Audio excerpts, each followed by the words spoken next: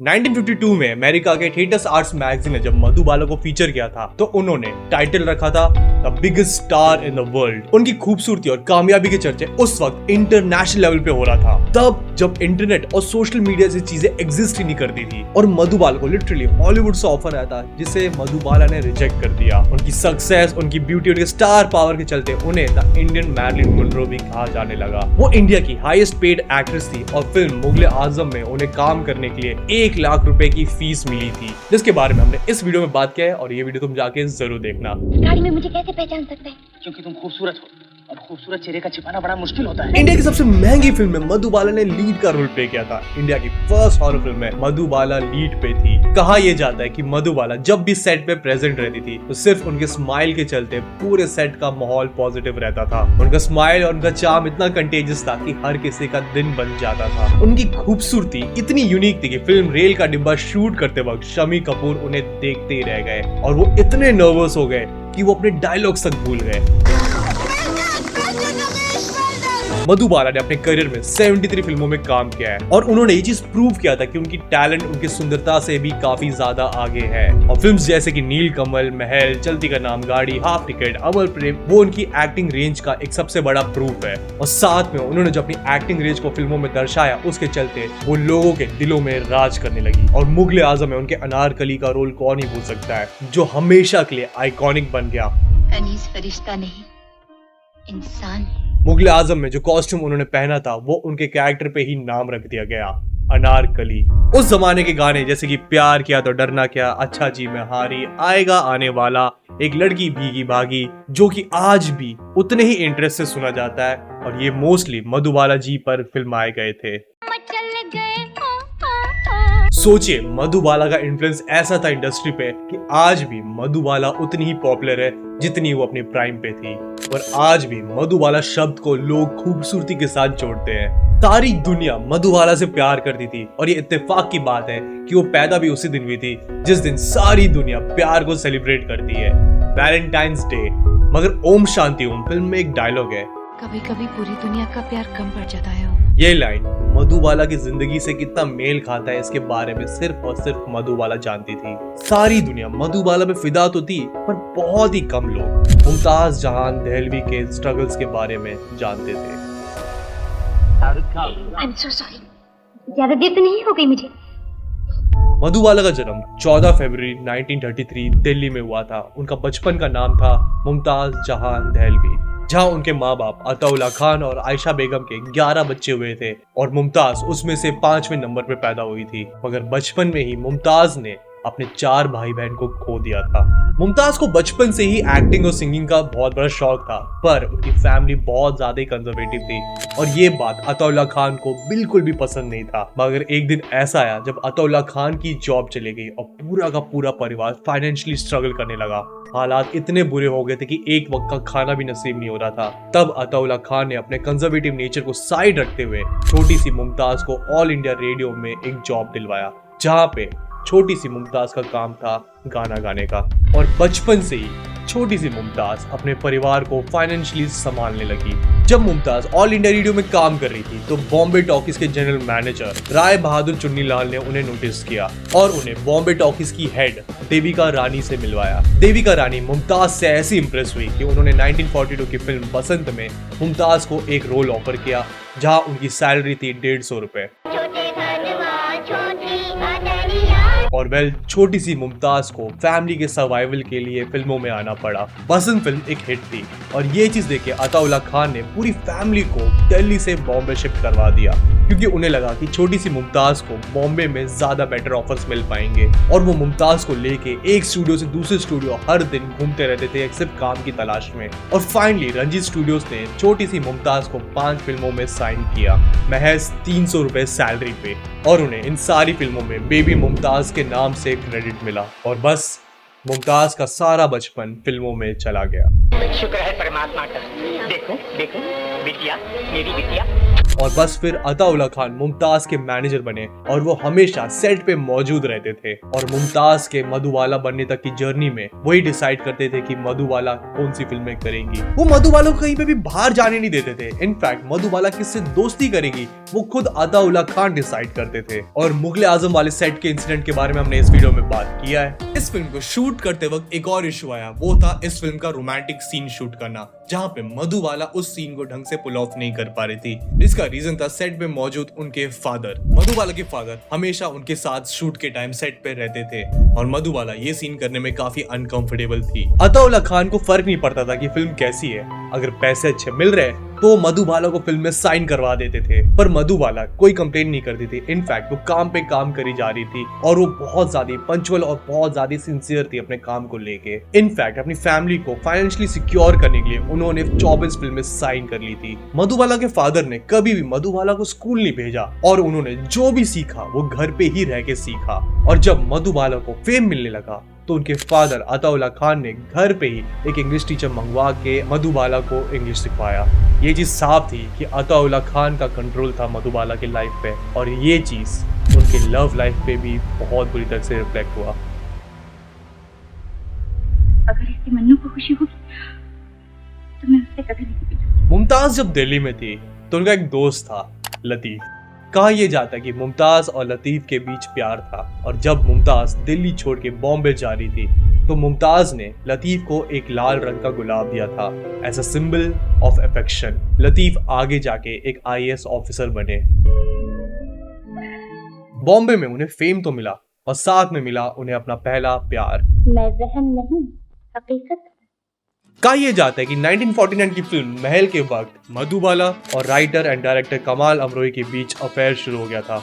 उस वक्त कमाल अमरोही ऑलरेडी मैरिड थे और उनका एक बच्चा भी था और ये सारी की सारी बातें अताउल्ला खान को पता था पर उन्हें कोई इशू नहीं था। कमाल अमरोही मधुबाला से शादी करके उन्हें अपनी दूसरी बीवी बनाना चाहते थे पर यह बात मधुबाला को बिल्कुल भी मंजूर नहीं था और वो चाहती थी कि कमाल अमरोही अपनी बीवी को तलाक दे दे, जिसके लिए कमाल अमरोही बिल्कुल भी तैयार नहीं थे। कहा यह भी जाता है कि कमाल अमरोही बहुत ही स्ट्रिक्ट और कंट्रोलिंग नेचर के थे और यही चीज उनके रिलेशनशिप पे भी रिफ्लेक्ट हुआ और इन सारी कारणों की वजह से मधुबाला और कमाल अमरोही के बीच का रिश्ता टूट गया। ये मस्त घटा मेरे चादर है। फिर 1951 की फिल्म बादल के शूट के दौरान मधुबाला रिलेशनशिप में आई अपने को स्टार प्रेम नाथ के साथ। इन दोनों का रिश्ता बहुत ही अच्छा चल रहा था और प्रेम नाथ मधुबाला से शादी करना चाहते थे मगर दोनों का धर्म अलग था और प्रेम नाथ चाहते थे कि मधुबाला हिंदुइज्म में कन्वर्ट हो जाए, जिसके लिए मधुबाला ने सख्त मना कर दिया, जिसका सबसे बड़ा रीजन था उनके फादर अताउल्ला खान का ऑब्जेक्शन, जिन्हें दोनों के धर्म अलग होने का सबसे बड़ा ऑब्जेक्शन था और उन्हीं के कहने पे मधुबाला को ये रिश्ता तोड़ना पड़ा और ये बात मधुबाला की सिस्टर मधुर ने रिवील किया था और महज 6 महीने में ये रिलेशनशिप टूट गया। 1944 की फिल्म जवार भट्टा के शूट के वक्त पहली बार मुलाकात हुई थी दिलीप साहब और मधुबाला की और 1951 में फिल्म ताराना के शूट के वक्त दोनों के दोनों रिलेशनशिप में आ गए और ये मधुबाला के सबसे बेहतरीन रिश्तों में से एक था। दोनों के दोनों एक दूसरे के साथ बहुत ज्यादा खुश थे। इनफैक्ट दोनों की एंगेजमेंट तक हो चुकी थी। प्यार की लहरों में दो दिल बह गए। ये रिश्ता इतना मजबूत और इतना प्यारा था कि पूरी की पूरी इंडस्ट्री इन्हें ऑलरेडी हस्बैंड वाइफ मान चुकी थी मगर इस रिश्ते में सबसे बड़ी अड़चन बन के आए अताउल्ला खान। कहा यह जाता है कि अताउल्ला खान खुद का प्रोडक्शन हाउस बना रहे थे और वो चाहते थे कि दिलीप साहब सिर्फ और सिर्फ उनके प्रोडक्शन हाउस से काम करें, जिसके लिए दिलीप साहब ने साफ मना कर दिया। फिर आया BR चोपड़ा की 1957 की फिल्म नया दौर का वो इंसिडेंट जिसने इस रिश्ते को बर्बाद कर दिया। फिल्म नया दौर में दिलीप साहब के ऑपोजिट कास्ट हुई थी मधुबाला और फिल्म 10 दिन शूट भी हो गया था। फिर एक 40 दिन का आउटडोर शूट शेड्यूल हुआ जो भोपाल में होना था पर इस बात से अताउल्ला खान बिल्कुल भी एग्री नहीं किए और वो चाहते थे कि ये शूट बॉम्बे में ही हो, जिस पे एक बहुत बड़ा ही डिस्प्यूट हुआ अताउल्ला खान और BR चोपड़ा के बीच, जिसके वजह से मधुबाला को फिल्म से रिप्लेस कर दिया गया वजंती माला से। इसके बाद अताउल्ला खान ने इस फिल्म को बंद करवाने के लिए BR चोपड़ा पे केस कर दिया मगर BR चोपड़ा ने एक रिटन केस फाइल किया मधुबाला और उनके फादर के अगेंस्ट और जब इस केस की हियरिंग हुई तो दिलीप साहब BR चोपड़ा के साथ खड़े हुए क्योंकि वो भी एग्री करते थे कि 40 दिन के शूट के लिए भोपाल आने में क्या ही परहेज है और मधुबाला के फादर अताउल्ला खान जबरदस्ती अड़चने डाल रहे हैं और मधुबाला वो केस हार गई, जिसके बाद मधुबाला और दिलीप साहब के रिश्ते खराब हो गए। कहा यह जाता है कि मधुबाला दिलीप साहब से फिर भी शादी करना चाहती थी, पर शर्त सिर्फ एक थी कि वो उनके फादर अताउल्ला खान से माफी मांग ले। मगर दिलीप साहब ने इसके लिए साफ मना कर दिया और उन्होंने मधुबाला से कहा कि अपने फादर को छोड़ के उनके पास आ जाए, मगर ये कभी हुआ नहीं और एक बहुत ही प्यारा रिश्ता टूट गया। मुझे अपने किए की सजा खुद ही भुगतने दो। और तुम्हारी और मेरी जिंदगी तो एक। इसी के दौरान दोनों के दोनों फिल्म मुगले आजम की भी शूट कर रहे थे और बहुत ही ऑकवर्डनेस रहता था इन दोनों के बीच सेट पे। मुगले आजम के शूट के दौरान एक सीन था जहां पे सलीम अनारकली को जोर से थप्पड़ मार देता है। उस सीन के दौरान दिलीप साहब ने मधुबाला को सच्ची में बहुत जोर से थप्पड़ मार दिया था, जिसपे पूरा का पूरा सेट सहम गया। तुम्हारी खामोशी से मेरा दम घुट जाएगा। अगर वो कोर्ट वाला इंसिडेंट जिंदगी में कभी नहीं हुआ होता तो मधुबाला और दिलीप साहब की शादी हो चुकी होती और शादी की ना होने की सबसे बड़ी वजह उनके फादर बने। मधुबाला उसके बाद काफी वक्त तक अकेली रही, पर फिल्म चलती का नाम गाड़ी और हाफ टिकट के शूट के दौरान उनकी मुलाकात हुई किशोर कुमार से। वो मेरा कोट उधर पड़ा है, पहन लीजिए। किशोर कुमार मधुबाला को बहुत ही पसंद करते थे। उस वक्त किशोर कुमार का डिवोर्स हुआ था और वो मधुबाला को इम्प्रेस करने के लिए जान लगा देते थे और मधुबाला भी किशोर कुमार को पसंद करने लगी थी और उन्होंने मधुबाला को शादी के लिए भी प्रपोज किया और 9 अक्टूबर 1960 में एक प्राइवेट सेरेमनी में इन दोनों की शादी भी हो गई। मगर ये रिश्ता भी मधुबाला की जिंदगी की तरह परफेक्ट नहीं रहा। शादी के बाद किशोर कुमार ने मधुबाला से दूरी बना ली और वो उन्हें इग्नोर करने लगे। मधुबाला ने सारी इंडस्ट्री से एक बहुत ही बड़ा राज छुपा के रखा था। जिस शख्स से सारी दुनिया प्यार करती थी उनके दिल में छेद था। मधुबाला को बर्थ से एक डिफेक्ट था जिसे मेडिकल टर्म में वेंट्रिकुलर सेप्टल डिफेक्ट या फिर दिल में छेद कहते हैं और ये बात उन्हें 1954 की फिल्म चालाक के शूट के वक्त पता चली। उनकी तबीयत कई बार उससे पहले भी सेट्स पे खराब हुई थी, जहां वो शूट के दौरान अचानक से बेहोश हो जाती थी या फिर उन्हें खून की उल्टियां होने लग जाती थी। पर मधुबाला के फादर अताउल्ला खान ने इस बात को छुपा के रखा। वो कहते थे कि अगर लोगों को पता चल गया कि मधुबाला बीमार है तो उन्हें काम मिलना बंद हो जाएगा और उनका करियर खत्म हो जाएगा। मधुबाला को डॉक्टर्स ने भी कहा था कि वो आराम करे और फिल्मों में काम कम करे, मगर मधुबाला की बहन मधुर ने ये चीज रिवील किया कि वो अपने फादर को कहती थी कि वो डॉक्टर्स की बातों को इग्नोर करे और उनके बिहाफ मूवीज साइन करे, क्योंकि उन्हें लगता था कि वो कुछ ही दिनों में ठीक हो जाएंगी और फिल्मों में वापस रिटर्न करेंगी। ऐसा नहीं है कि अताउल्ला खान मधुबाला से बहुत ज्यादा ही ओवरवर्क करवा रहे थे और उनका ख्याल नहीं रख रहे थे। इनफैक्ट अताउल्ला खान इसी रीजन से मधुबाला को बाहर जाने नहीं देते थे ताकि उन्हें ज्यादा स्ट्रेस ना हो। और जब हॉलीवुड से ऑफर आया था तो उनकी हेल्थ के वजह से ही ये ऑफर रिजेक्ट किया गया था और यही रीजन था जब बी आर चोपड़ा की फिल्म नया दौर के 40 दिन का आउटडोर शूट शेड्यूल हुआ। वो चाहते थे कि फिल्म बॉम्बे में ही शूट हो, मगर एक राज ने कई सारे रिश्ते खराब कर दिए। तुम्हारी तकलीफें सब मेरी। मधुबाला की हालत दिन भर दिन नाजुक होते जा रही थी। फिल्म मुगले आजम के शूट के दौरान जब उन्हें लोहे की जंजीरों से बांधा गया तो लोहे के जंजीर असली थे, जिसके वजह से मधुबाला के हाथ पैर पे काफी सारे निशान पड़ गए थे और उनकी तबीयत और खराब हो गई थी। मधुबाला ने अपनी इस बीमारी का इलाज भी करवाना चाहा, मगर किस्मत इतनी खराब थी कि उस वक्त इस बीमारी का कोई इलाज नहीं था। और जब किशोर कुमार ने मधुबाला से शादी करनी चाहिए तो मधुबाला ने उन्हें सब बता दिया था और अताउल्ला खान चाहते थे कि एक बार मधुबाला लंदन से वापस आ जाए तब वो मधुबाला की शादी करवा देंगे। मगर किशोर कुमार और मधुबाला लंदन जाने से पहले शादी करना चाहते थे और एक प्राइवेट सेरेमनी में शादी करने के बाद दोनों साथ में लंदन गए थे डॉक्टर्स के पास। मगर वहां पे जो खबर मिली उसने सबका दिल तोड़ दिया। डॉक्टर्स ने कहा कि मधुबाला के पास सिर्फ और सिर्फ 2 साल बचे हैं जीने के लिए और इस चीज ने किशोर कुमार का दिल बहुत ही बुरी तरीके से तोड़ दिया। वापस आने के बाद किशोर कुमार ने मधुबाला को अपने परिवार के साथ रखा, मगर किशोर कुमार के परिवार और मधुबाला के बीच झगड़े होने लगे और मधुबाला और किशोर कुमार के बीच भी काफी बार झड़प हो गई, जिसके बाद मधुबाला किशोर कुमार के एक अलग फ्लैट पे आके रहने लगी, मगर किशोर कुमार वहां बहुत ही कम रहते थे। इनफैक्ट किशोर कुमार सारा वक्त काम पे रहते थे और मधुबाला अकेली हो गई। मधुबाला अपने इस अकेलेपन को दूर करने के लिए अपने पिता के घर वापस आ गई। वो अपना सारा वक्त बिस्तर पे ही बिताती थी। उनकी हालत इतनी नाजुक थी कि उन्हें वक्त वक्त पे ऑक्सीजन चढ़ाना पड़ता था। उनका शरीर बहुत ज्यादा ही खून बना रहा था हालत इतनी खराब थी कि नाक और मुंह से खून बहने लग जाता था, जिसके वजह से वक्त वक्त पे उनका खून भी निकालना पड़ता था और वो दिन भर दिन काफी कमजोर होते जा रही थी। किशोर कुमार उनसे मिलने आते तो रहते थे, पर वो ज्यादा देर रुकते नहीं थे। मगर किशोर कुमार ने उनके आखिरी दिनों तक उनके सारे मेडिकल एक्सपेंसेस पे किए, पर मधुबाला तो सिर्फ उनका वक्त चाहती थी। मधुबाला की बहन मधुर ने कहा था कि वो शायद इसलिए खुद को अलग रख रहे हैं ताकि मधुबाला के जाने के बाद उन्हें कम दर्द हो। मधुबाला जब थोड़ी सी ठीक हुई तो चालाक फिल्म को खत्म करने सेट पे वापस तो पहुंची, पर जैसी शूट शुरू हुआ वो बेहोश हो गई। मधुबाला अक्सर कहती थी, मुझे जिंदा रहना है, मुझे मरना नहीं है, डॉक्टर कब इलाज निकालेंगे।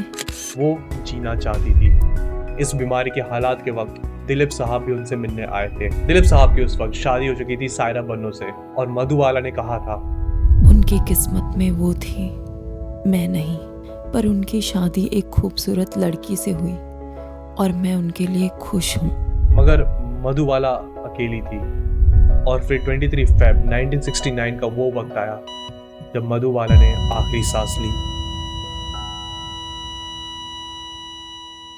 उनके आखिरी वक्त पे किशोर कुमार उनके साइड तो थे, पर मधुबाला अकेली थी। उन्हें जुहू के एक मुस्लिम सेमेट्री में दफनाया गया, जहां काफी लोग मौजूद थे, मगर एक शख्स ऐसे थे जिन्होंने उनकी कब्र पे एक गुलाब का फूल चढ़ाया जो मधुबाला ने उन्हें बचपन में दिया था।